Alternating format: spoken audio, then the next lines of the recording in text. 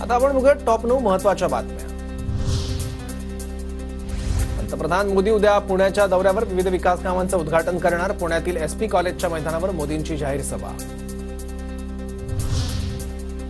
पंतप्रधान मोदींच्या पुणे दौऱ्याच्या पार्श्वभूमीवर बॅनरबाजी। विधानसभेसाठी इच्छुक असणाऱ्या हेमंत रासणे, धीरज घाटे, माधुरी मिसाळ, श्रीनाथ धीमाने यांचे बॅनर।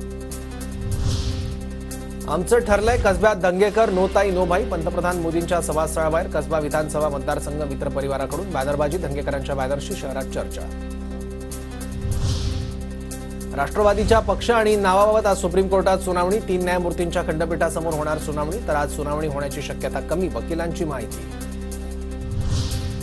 काश्मीरमध्ये आज दुसऱ्या टप्प्याचं मतदान। 239 उमेदवार रिंगणात, 25 लाख मतदार हक्क बजावणार। पोलिसांचा कडेकोट बंदोबस्त।